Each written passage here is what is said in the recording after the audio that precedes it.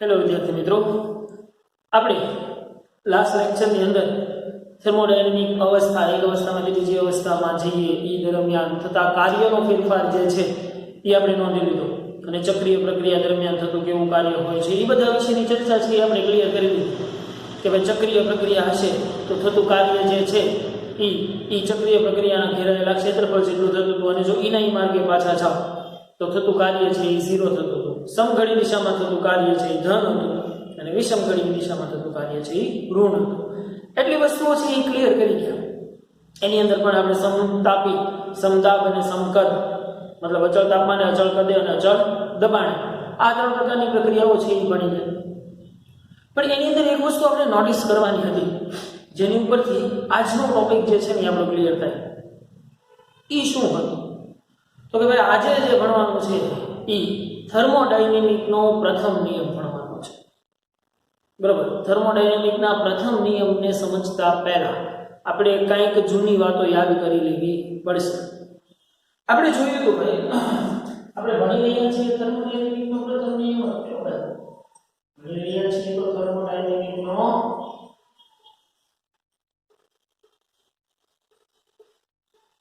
પ્રથમ નિયમ ભણી રહ્યા છીએ. પરંતુ મને યાદ છે ભાઈ કે પદાર્થને અથવા તો વાયુને અવસ્થા 1 થી અવસ્થા 2 માં લઈ જવા માટે ઘણા બધા માર્ગો હતા. મતલબ કે મેં જ્યારે P વર્સિસ V નો આલેખ ડ્રો કર્યો ત્યારે મારી કોઈ એક એવી અવસ્થા મતલબ કે આ બિંદુએ પ્રેશર P1 હોય અને કદ V1 હોય, તાપમાન તો અચળ માની ધારું છું, અને એને મારે જો અંતિમ અવસ્થા P2 V2 માં લઈ જવું હોય મતલબ એનું પ્રેશર P2 અને કદ V2 કરી નાખવું હોય તો જુદા જુદા ઘણા બધા માર્ગો જે છે એ અવેલેબલ હતા મારા માટે. રાઈટ? યાદ આવે છે કે નહીં?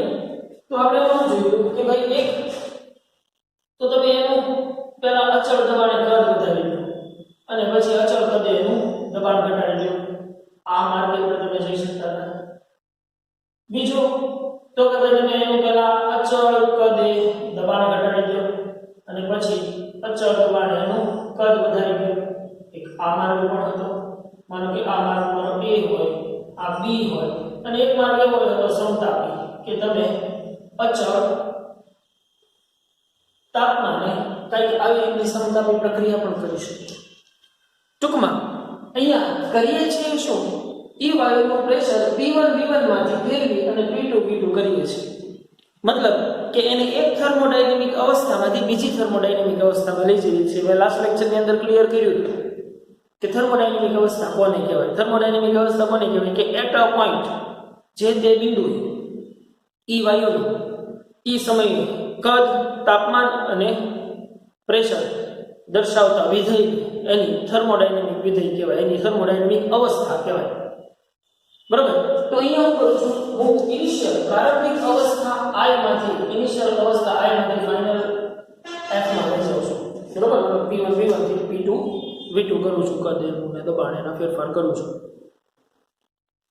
આના માટે ઘણા બધા માર્ગ મળ્યા. કયા માર્ગ મળ્યા?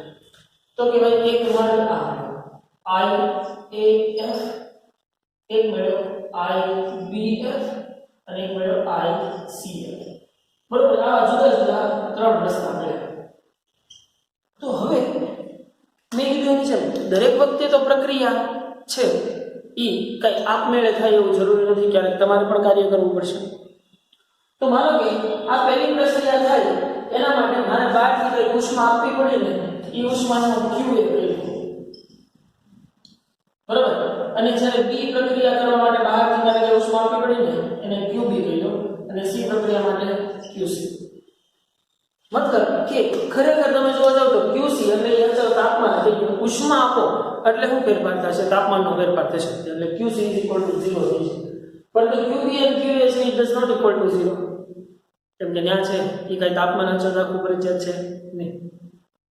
તો the thing is કે ભાઈ આ 3 પ્રક્રિયા થવા માટે તમારે કંઈક ઊર્જા આપવી પડે છે એમ માનો. બરાબર?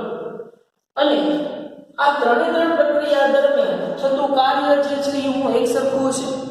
માનો કે આ જ્યારે તમે I A F આ માર્ગે આવો છો ત્યારે થતું કાર્ય જે છે એ W A હોય, ત્યારે થતું કાર્ય છે એ W A હોય. પછી I B F આ માર્ગે આવો ત્યારે થતું કાર્ય W C હોય, અને I C F આ માર્ગે આવો ત્યારે થતું કાર્ય જે છે એ W C હોય. તો આપણને ખબર છે કે ભાઈ QA does not equal to QB does not equal to QC.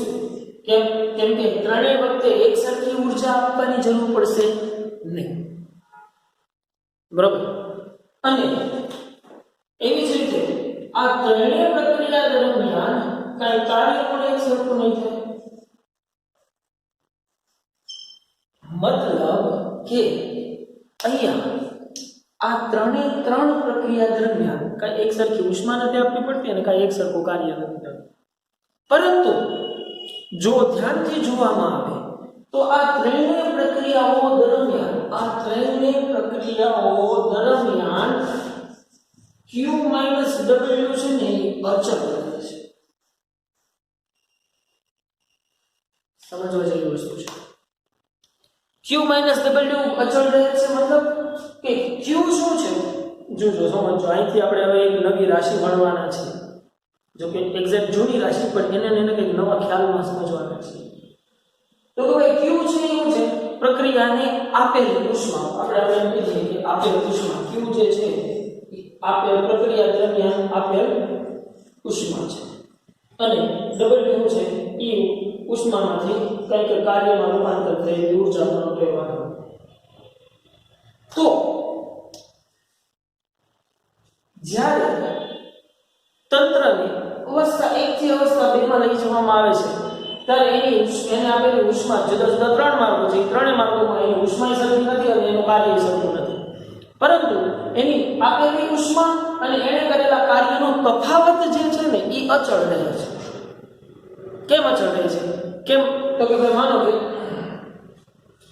અહીંયાથી કઈ ઉષ્મા આપીને 10 જૂલ ઉષ્મા આપી 5 જૂલ કાર્યમાં રૂપાંતર થઈ ગયું, તો અહીંયા જ્યારે પહોંચ્યા ત્યારે અંદર 5 જૂલ જેટલી ઉષ્મા વધેલી હશે, બરાબર. તો આ માર્ગે આવ્યા ત્યારે આ રીતની સિચ્યુએશન થઈ, અહીંયા આવ્યા ત્યારે કંઈક આ સિચ્યુએશન થઈ, અહીંયા આવ્યા ત્યારે કંઈક આ સિચ્યુએશન થઈ. મતલબ છેલ્લે એની પાસે 5 જૂલ ઉષ્મા તો વધેલી છે. તો એનો મતલબ એમ થાય કે દરેક વખતે કંઈક કાર્ય જુદું જુદું. જો ઉષ્મા વધુ આપશો તો કાર્ય વધુ કરશે, ઉષ્મા ઓછી આપશો તો કાર્ય ઓછું કરશે. મતલબ કે Q - W છે ને એ અચળ રહેશે, અને આ જે અચળ રહે છે એને એની આંતરિક ઊર્જા કહેવામાં આવશે. શું કહેવામાં આવશે? એને એની આંતરિક ઊર્જાનો ફેરફાર કહેવામાં આવશે, ડેલ્ટા E ઇન્ટરનલ. હવે E ઇન્ટરનલ એટલે શું થાય? તો કે ભાઈ E ઇન્ટરનલ એટલે આંતરિક ઊર્જાનો ફેરફાર. આંતરિક ઊર્જાનો ફેરફાર. તો કે ભાઈ આંતરિક ઊર્જાનો ફેરફાર એટલે શું થાય? તો કે ભાઈ ડેલ્ટા E ઇન્ટરનલ એટલે શું થયું? ડેલ્ટા E ઇન્ટરનલ એટલે E2 - E1 થયું. હવે સમજો કે વાયુ પાસે ઓલરેડી E1 જેટલી ઉષ્મા હતી. સમજો E1 જેટલી ઉષ્મા ઊર્જા હતી અને વધારાની તમે Q જેટલી ઉષ્મા બહારથી ઉમેરો છો, તો એની આંતરિક ઊર્જામાં શું થયો? વધારો થયો. હવે એ વધારા થયેલી આંતરિક ઉષ્મા સાથે એ કંઈક કાર્ય કરે છે, તો કાર્ય દરમિયાન શું થશે? એની આંતરિક ઊર્જામાં ઘટાડો થશે કે નહીં? તમે ફોર એક્ઝામ્પલ લઈ લો ને ભાઈ, તમારી પાસે 5000 કેલરી ઉષ્મા છે, બરોબર. તમે 2-3 સફરજન ને કંઈક ફ્રૂટ્સ કે ગમે એ વસ્તુ ખાઈ લો છો અને તમારી ઊર્જા છે એ 10000 કિલો કેલરી થઈ ગઈ. બહુ વધારે પણ તોય 10000 કિલો કેલરી થઈ ગઈ. તો આ 10000 કેલરી ઊર્જા જે છે એણે શું કર્યું? તમારી પાસે 5000 તો હતી, તો આ વધારાની ઊર્જા તમે ફ્રૂટ્સ થ્રુ તમે અંદર નાખી, જે અહીંયા Q ફોર્મમાં છે. હવે તમે શું કરો છો? ટ્રેડમિલ ઉપર દોડવા માંડો છો, મતલબ કે કંઈક કાર્ય કરો છો. એ કાર્ય કરો છો એ દરમિયાન તમારી એનર્જી શું થતી જશે? ઘટતી જશે. મતલબ કે તમારી આંતરિક ઊર્જામાં શું થાય? ઘટાડો થશે. તો તમારી આંતરિક ઊર્જામાં કેટલો ઘટાડો થયો કહેવાય? તો કે તમને આપેલી ઉષ્મા Q અને તમે કરેલું કાર્ય આપેલી ઉષ્મામાંથી કરેલું કાર્ય બાદ કરો તો આટલો આંતરિક ઊર્જામાં ફેરફાર થયો કહેવાય. અને ખરેખર તો આ ફેરફાર છે ને એ વધ્યો એમ જ કહેવાય. જો આનું મૂલ્ય ઋણ આવે ને તો એનો મતલબ એમ સમજવાનો કે હતી ને એમાંથી વપરાઈ ગઈ. કેમ? મેં કીધું એમ જેમ 5000 હતી, સફરજન બફરજન બધું ખાધું, 10,000 કરી નાખ્યું. તમે દોડવા મળ્યા, તમારી 3000 વેસ્ટ થઈ ગઈ. તો તમારી પાસે વધી કેટલી? તમારી પાસે ઉર્જા વધી કેટલી? 7000 વધી. 7000 વધી છે મતલબ કે તમારો ડેલ્ટા E ઇન્ટરનલ ધન આવ્યો ને 10,000 minus sorry E2 minus E1 કરો એટલે. પણ તમે એને બદલે દોડવા મળો તમારી 7000 કેલેરી બંધ થઈ ગઈ, આ સોરી વેસ્ટ થઈ ગઈ. તો 7000 કેલેરી વેસ્ટ થઈ ગઈ છે, તમારી પાસે વધી કેટલી હવે? 3000. તો એનો મતલબ એમ જો તમારી પાસે હતી એમાંથી તે પાછી ઘટી, તો ત્યારે તમારો આંતરિક ઉર્જાનો ફેરફાર છે એ કેવો આવશે? ઋણ આવશે. પણ કહેવાનો મતલબ શું છે? આંતરિક ઉર્જા જે છે એ પદાર્થની અંદર સ્ટોર થયેલી એક ટાઈપ ઓફ એનર્જી જ છે કે જે એને કાર્ય કરવા માટે પ્રેરે છે. તો આને ડેલ્ટા E ઇન્ટરનલ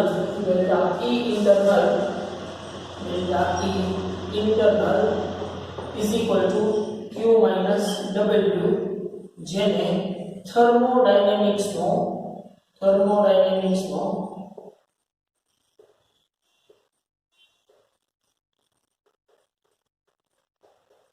પ્રથમ નિયમ કહે છે.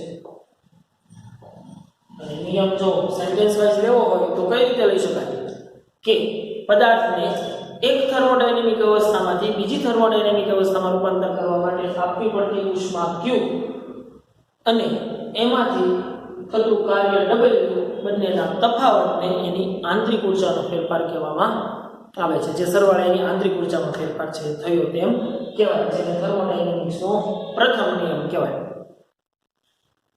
બરોબર કે નહીં? પણ હવે ત્યારે કેવું પણ થાય કે આંતરિક ઉર્જાનો ફેરફાર 0 હોય, મતલબ કે delta E internal is equal to 0. Delta E internal is equal to 0 તો એનો મતલબ શું થાય? Q is equal to W.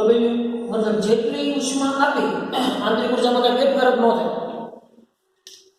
5000 લીધી છે, 5000 તે દોડ વેસ્ટ કરી નાખે, બરોબર? તો શું થયું કહેવાય? આંતરિક ઉર્જાનો ફેરફાર 0. 5000 હતી, 5000 લીધી એટલે 10000 થઈ ગઈ, 10000 થઈ ગઈ એટલે હવે પાછો હું દોડવા મળ્યો એટલે 5000 બંધ કરી નાખી, 5000 વેસ્ટ થઈ ગઈ તો વધી કેટલી? 5000. તો આંતરિક ઉર્જામાં શું કાંઈ ફેરફાર થયો કહેવાય? ન કહેવાય. મતલબ કે તમને જેટલી ઉષ્મા આપી છે એટલે તમે એનું કાર્યમાં રૂપાંતર કરી નાખ્યું છે. સમજાય છે કે નહીં? અને ચક્રીય પ્રક્રિયા માટે યાદ હોવું જોઈએ ખાસ. હવે એક વસ્તુ છે ને જૂની નાના ફોર્મ સ્વરૂપે ભેગી કરતી જવાની છે, એટલે થોડું ધ્યાન પણ રાખવાનું છે અહીંયા સારી રીતે. રાઈટ. તો આપણે થર્મોડાયનેમિક્સના પ્રથમ નિયમની વાત કરી લઈએ, પછી એના રિલેટેડ થોડાક MCQ અને દાખલાઓ જોઈ લઈએ. ધારો કે કોઈ તંત્ર ઉષ્માનું શોષણ કરે છે અને તેના વડે કાર્ય થાય છે, તો એના માટેના જુદા જુદા 3 રસ્તાઓ 1A2 1C2 1B2. તંત્રને પ્રારંભિક અવસ્થા 1 માંથી અંતિમ અવસ્થા 2 માં લઈ જવા માટે જુદા જુદા અનેક માર્ગો વિચારી શકાય. ઉપરની આકૃતિમાં દર્શાવ્યા મુજબ 1A2 1B2 1C2 દરમિયાન તંત્ર દ્વારા શોષાતી ઉષ્મા અનુક્રમે QA QB અને QC હોય અને તંત્ર વડે થતા કાર્યના મૂલ્યો અનુક્રમે WA WB અને WC હોય, તો QA does not equal to QB does not equal to QC and also WA does not equal to WB does not equal to WC હોય છે. પરંતુ આ દરેક માર્ગ માટે ઉષ્મા અને કાર્યનો તફાવત લેવામાં આવે તો તેનું મૂલ્ય એક સરખું આવે છે. એક સરખું આવે છે મતલબ અચળ આવે છે. એટલે QA QW અથવા તો તમે લો QB WB અથવા તો તમે લો QC WC. આ બધી જ વેલ્યુ જે છે એ આવે છે અચળ આવે છે.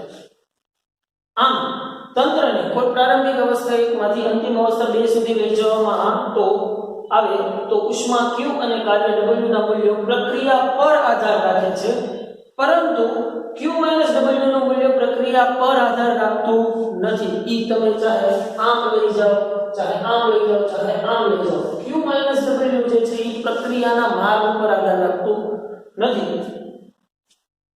Q - W નું મૂલ્ય ફક્ત તંત્રની પ્રારંભિક અને અંતિમ અવસ્થાઓ પર આધાર રાખે છે. આ ચર્ચા પરથી કહી શકાય કે તંત્રની જુદી જુદી થર્મોડાયનેમિક અવસ્થા માટે એક એવું થર્મોડાયનેમિક અવસ્થા રીતે વ્યાખ્યાયિત કરી શકાય કે કોઈ પણ બે અવસ્થા વચ્ચેના મૂલ્યોનો તફાવત Q - W જેટલો થાય. આ વિધેય તંત્રની આંતરિક ઊર્જા E ઇન્ટરનલ કહે છે.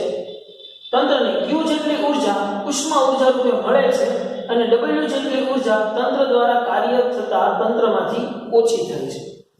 આમ તંત્રની આંતરિક ઊર્જામાં Q - W જેટલો ફેરફાર થાય છે.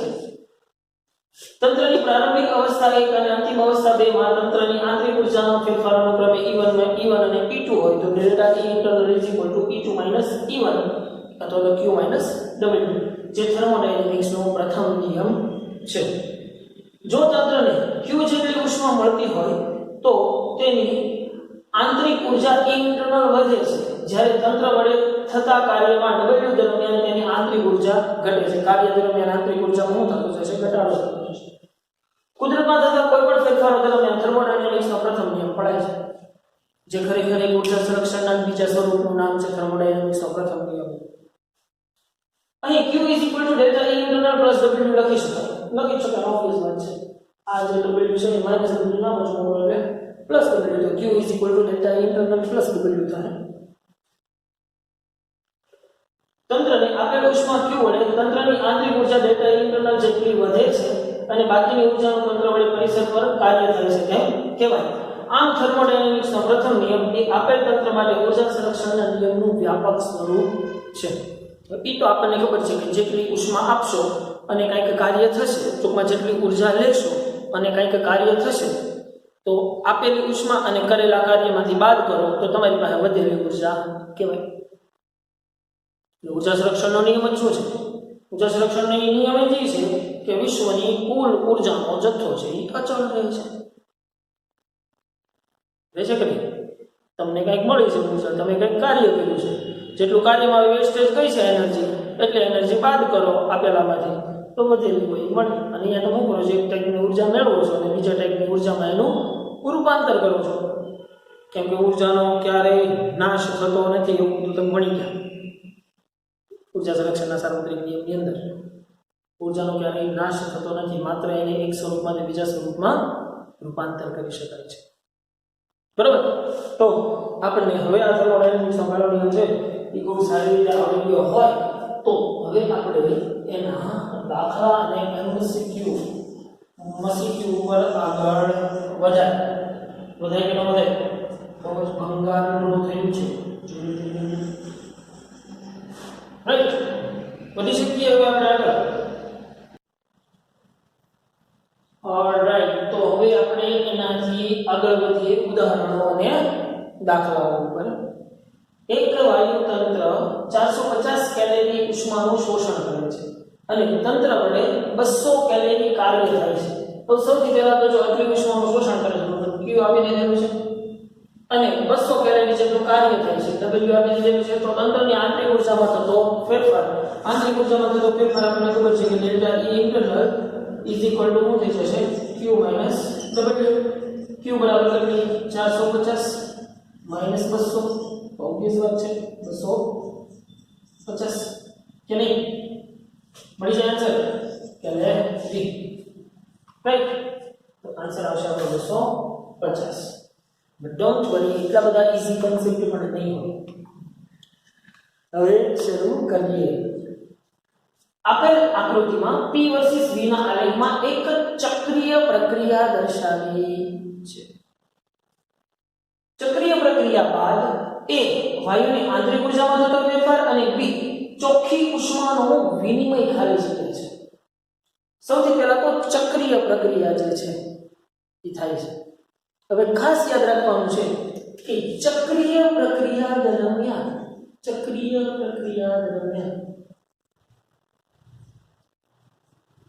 પ્રક્રિયા માટે તમે આ સમજો ને, delta E internal E2 - E1 કરો છો તો ચક્રીય પ્રક્રિયા એટલે શું થાય છે કે એક થર્મોડાયનેમિક અવસ્થામાંથી તમે ફરતા પાછા એની જ થર્મોડાયનેમિક અવસ્થામાં પાછા આવો છો.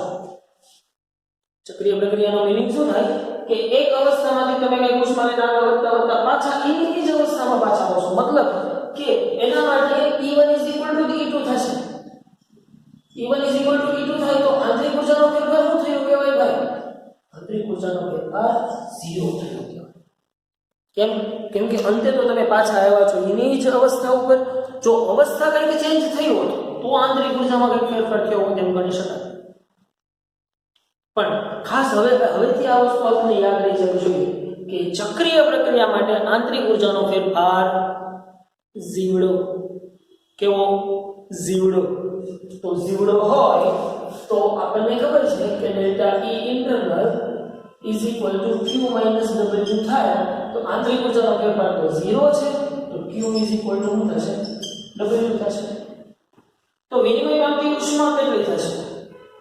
વિનિમય પામતી ઉષ્મા ધન થશે કે ઋણ થશે કે શૂન્ય થશે? જો સૌથી પહેલા તો એટલી વસ્તુ સમજી લો કે કાંઈક કાર્ય થાય છે એટલે ક્ષેત્રફળ છે, તો કાંઈ W does not equal to 0 તો થશે નહીં. કંઈક કાર્ય જેટલી ઉષ્મા થશે, પણ એ ઉષ્મા કે કાર્ય છે એ કેવું ધન ગણાય છે કે ઋણ ગણાય છે કેમ ખબર પડે? પ્રક્રિયા જોવો જોઈએ કઈ દિશામાં છે. ઘડિયાળના કાંટાની દિશામાં છે કે ઘડિયાળના કાંટાની વિરુદ્ધ દિશામાં છે? ઘડિયાળનો કાંટો આમ હાલે આમ નો હાલે, એટલે આ કેવી દિશા થઈ? વિષમ ઘડી. ઘડિયાળના કાંટાની વિરુદ્ધ દિશા જેમ કહેવાય. એટલે આ વિષમ ઘડી દ્વારા થતું કાર્ય, વિષમ ઘડી દ્વારા થતું કાર્ય કેવું હોય? વિષમ ઘડી, ઘટીની ઘડી, વિષમ ઘડી માટે કાર્ય ઋણ. તો Q is equal to W છે, તો Q is equal to પણ ઋણ. મતલબ કે અહીંયા આપેલી ઉષ્મા પણ ઋણ થશે. તો આપણો આન્સર આવશે 0 અને ઋણ આવશે ને. તો આપણો આન્સર આવવો જોઈએ 0 અને ઋણ, મતલબ 0 અને ઋણ. Got it or not? Got it? એની પછી આદર્શ વાયુની કોઈ પ્રક્રિયામાં dW is equal to 0, મતલબ કે કાર્ય કાંઈ થતું નથી. but dq less than to 0. dq less than to 0 से समझो. જો આપણી પાસે આ સમીકરણ છે, આનું સમીકરણ આનું જે સમીકરણ છે એને કઈ આ રીતે લખીએ d internal is equal to dq minus dw.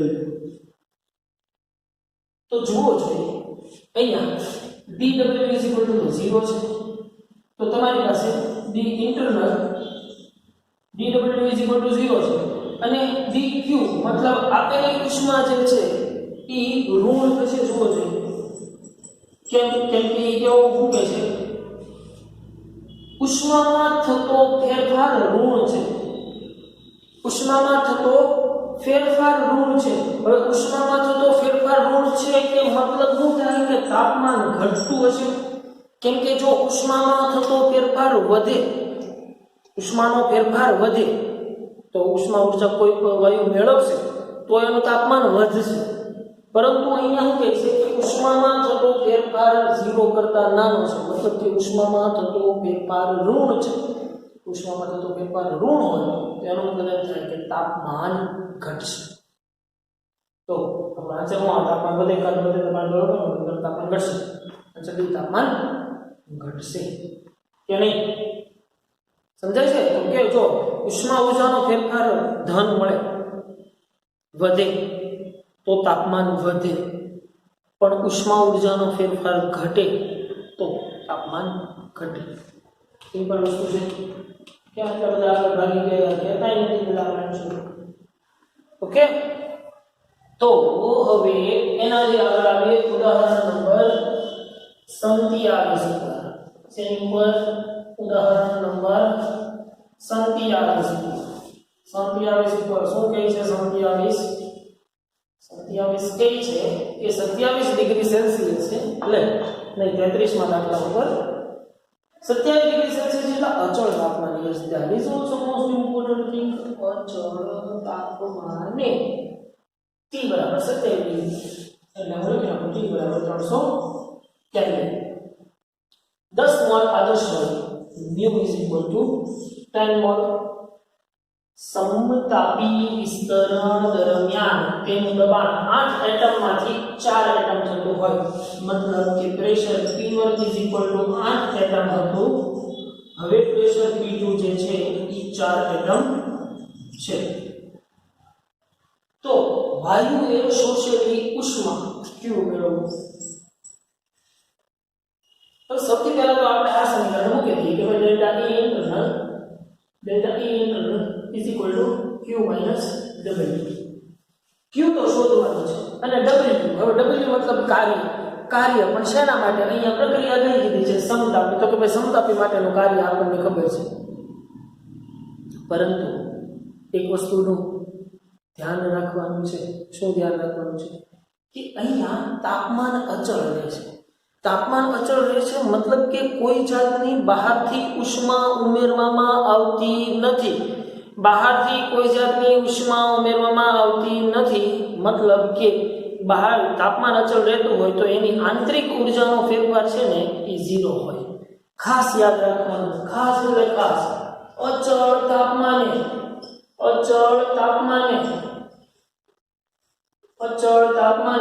Delta E internal is equal to 0 થશે એટલે Q is equal to તમારી પાસે W થઈ જશે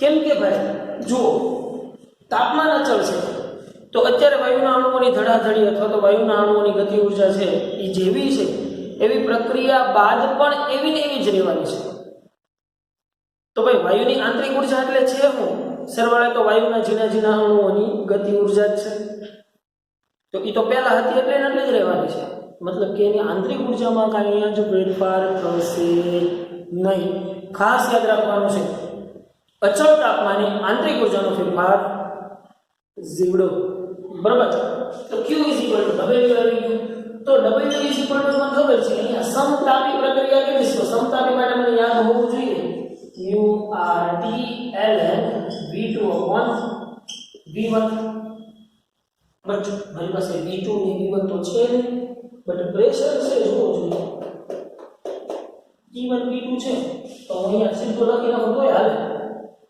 કેમ કે આપણને ખબર છે કે P proportional to 1 upon V થાય તો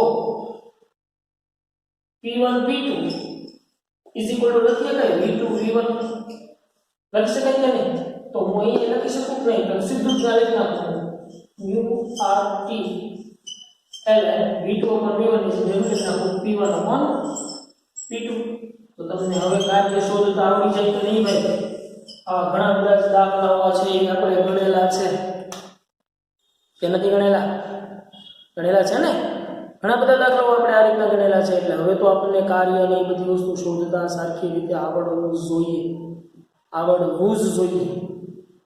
આવડે કે નહીં ln છે એને લોગમાં ફેરવા માટે 2.303 વડે ગુણી અને પછી લોગમાં કરશે બરાબર વધે એનાથી આગળ હવે એની પછી ઉદાહરણ નંબર 34 આકૃતિમાં દર્શાવેલ ચક્રીય પ્રક્રિયાના પ્રત્યેક ચક્ર દીઠ તંત્ર ખાલી જગ્યા જૂલ જેટલી ચોખ્ખી ઉષ્માનું શોષણ કરે છે સૌથી પહેલા તો પ્રક્રિયા કેવી છે ચક્રીય પ્રક્રિયા તો કે ભાઈ ચક્રીય માટે આપણને ખબર છે કે આંતરિક ઊર્જાનો ફેરફાર 0 થાય કે નહીં તો ચક્રીય પ્રક્રિયા માટે આંતરિક ઊર્જાનો ફેરફાર 0 હોય તો Q is equal to શું થઈ જાય W થઈ જાય છે હવે જો ડાયરેક્ટ આમ જ હાલવાનું વારંવાર સમીકરણ લખીને આવી રીતે લંબ કરવાની જરૂર નથી કેમ કે નાઉ યુ બીકમ સ્માર્ટ તો તમને આવડી જ ગયું હોય એટલે એકની એક વસ્તુ વિશે પાછળથી વારંવાર ટાઈમ બગાડવાનો કાંઈ મિનિંગ છે નહીં તો ચક્રીય પ્રક્રિયા માટે આંતરિક ઊર્જાનો ફેરફાર 0 થશે ભાઈ તો Q is equal to W થશે W થશે એ વાત તો બરોબર છે પરંતુ મારે અહીંયા કાર્ય શોધવું કેમ તો કે ચક્રીય પ્રક્રિયા છે તો ઘેરાયેલું ક્ષેત્રફળ is equal to કાર્ય તો ક્ષેત્રફળ કોણ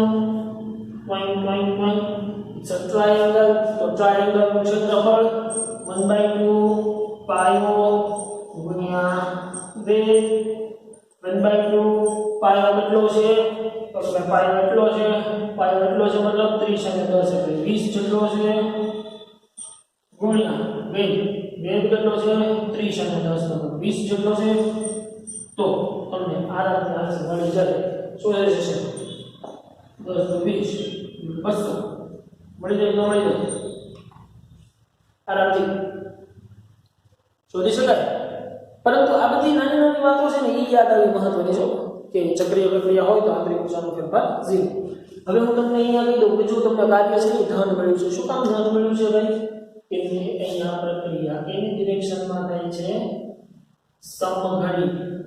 સમઘડી દિશામાં થાય છે ઘડિયાળના કાંટા આમ હાલે કે નહીં ક્યાં હાલે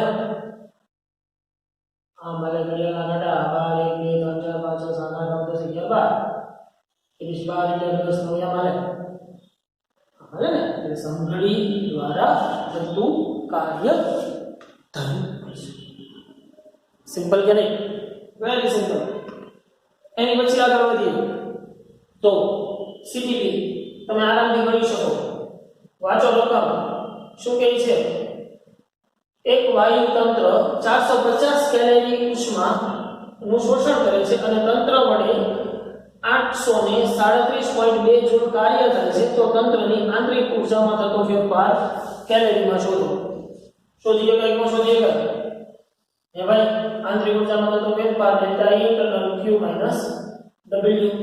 w ખાસ યાદ રાખવાનું છે અહીંયા જૂલ જે છે ને આ જે જૂલ છે એને તમારે કેલરીમાં કન્વર્ટ કરવા પડશે કેમ કે તમને રકમમાં ચોખ્ખું કીધું છે કે જવાબ મારે કેલરીમાં જોતો છે કેલરી જોતો હોય તો કેલરી જવાબ આપી દઈએ આપણને કઈ વાંધો છે ભાઈ નહીં ને ગણી શકાય નહીં આ તો આરામથી ગણાય છે તો બહુ ડાયા એની પછી નીચેના પૈકી ક્યુ ચલ તંત્રની થર્મોડાયનેમિક અવસ્થા નક્કી કરવા માટેની લાક્ષણિકતા નથી થર્મોડાયનેમિકની અવસ્થા મેં શું કીધું હતું આપણે અવસ્થા આપણે કોને કહીએ છીએ atom point P V and T જે તે સમયે જે તે બિંદુએ ઈ તંત્રનું દબાણ કદ અને તાપમાન દર્શાવતા વિધેયને આપણે થર્મોડાયનેમિક વિધેય કહીએ છીએ તાપમાન દબાણ કાર્ય કદ અહીંયા ત્રિપલ 2003 માં છે કે ઓબ્વિયસલી કાર્ય જે છે એની લાક્ષણિકતા છે નહીં થર્મોડાયનેમિક્સ માટે મહત્વની વસ્તુ છે તાપમાન દબાણ અને કદ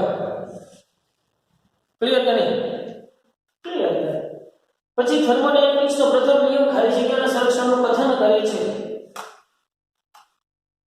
કોનો વ્યાપક સ્વરૂપ છે થર્મોડાયનેમિક્સ નો પ્રથમ નિયમ ઊર્જા સંરક્ષણનું વ્યાપક સૂત્ર છે વ્યાપક નિયમ છે કાર્ય ઊર્જા ઉષ્મા કે ઉપરના કારણે ઊર્જા સંરક્ષણનું પાલન કરે છે કે નહીં તો પછી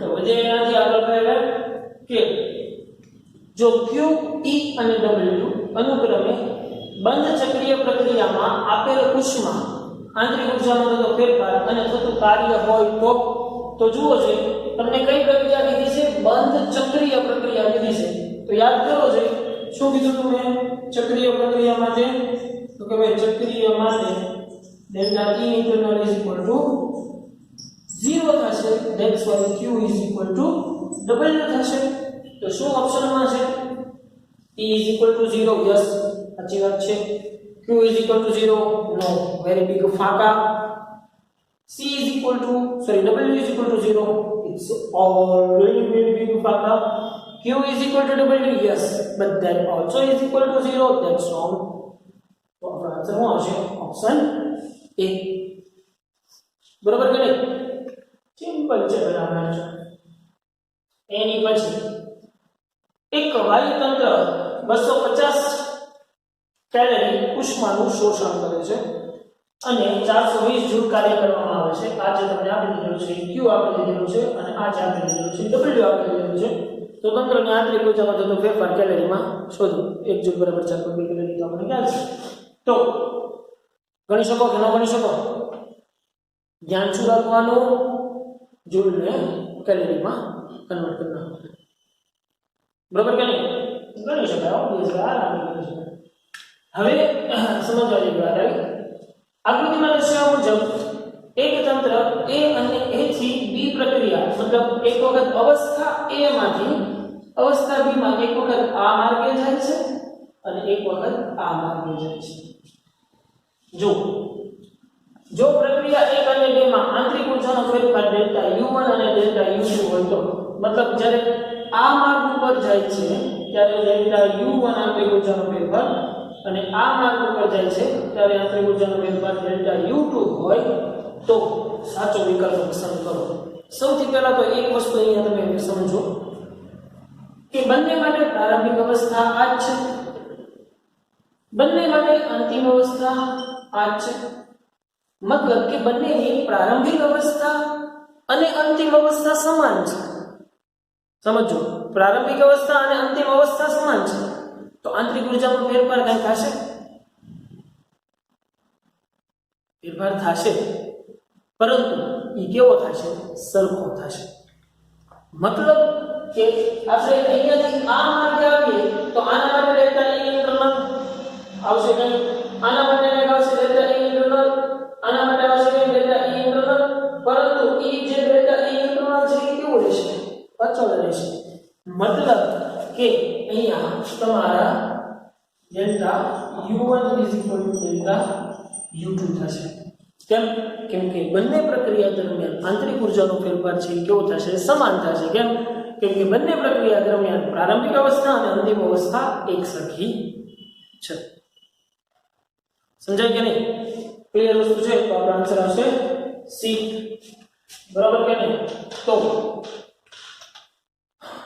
આજના લેક્ચરના હોમવર્કના પોઈન્ટ્સ છે એ આપણે ઝપટથી લખી નાખીએ.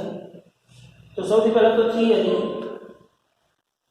થિયરી નંબર 5 થર્મોડાયનેમિક્સનો પ્રથમ નિયમ INP છે એટલે હોમવર્કમાં 2 વખત લખવાનો છે ફરજિયાત. થર્મોડાયનેમિક્સનો પ્રથમ નિયમ INP છે એટલે હોમવર્કમાં 2 વખત લખવાનો છે.